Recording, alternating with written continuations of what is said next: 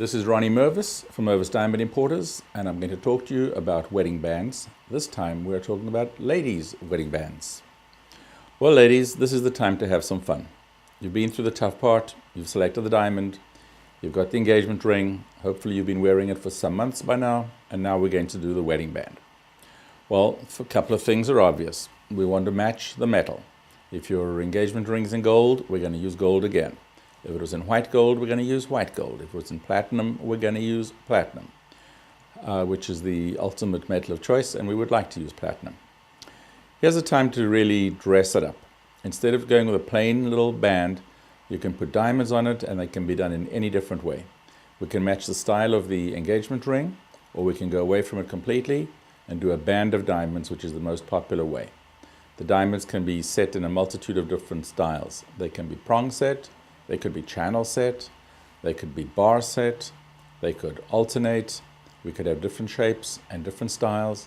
We could copy the style of the shape of the center stone for the engagement ring, or we could alternate it with different shapes. For instance, your stone could be round, and so we could have alternating rounds and squares, anything at all.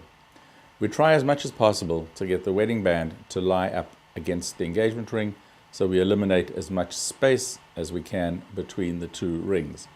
But it is not necessary to have it absolutely watertight so that there's no air between the two at all.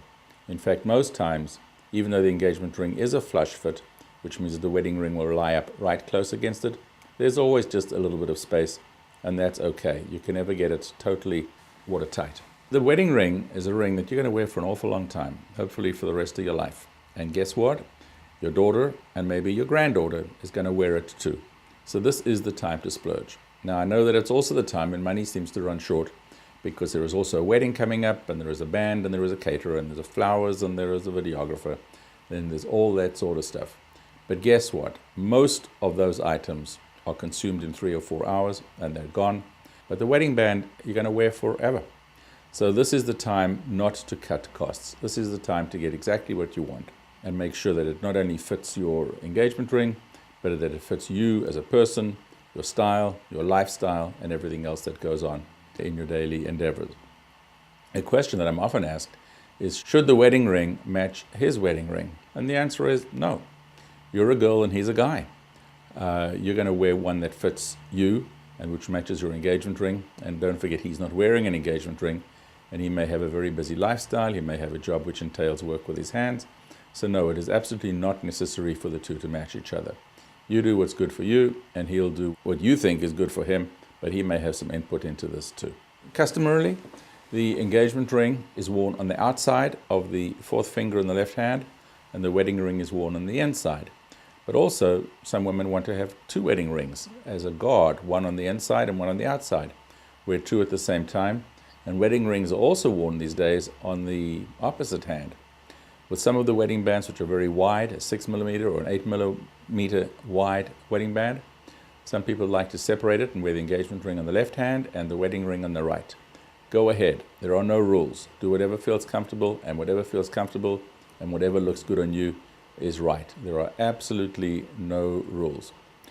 One of the things I do like to recommend for the wedding ring is try to go for one that is self-standing, one that can be worn on its own even without the engagement ring. Not necessarily one that wraps around or hugs the wedding ring or has little indentations to take where the opposite member on the engagement ring goes. Because for women who are active in the business world and who may travel a lot and who want to leave the engagement ring at home because that's the high value item, but who want to wear the wedding ring while they're traveling to tell the rest of the world, hey guys, lay off, you want one that is self-sufficient and can be worn on its own and doesn't look like it's a half of a pair of something else and it looks odd on its own. So go for one that is completely free-standing. Not only do we try to match the situations that I've already spoken about, but we match designers as well. If your engagement ring is from a particular designer, we'll try and find the matching ring from the same designer. And if there isn't one available, we'll get the designer to custom make it for you. Sky is the limit. You can do anything you want. It's the time to have some fun, and let's do it. And remember, it's all about fun.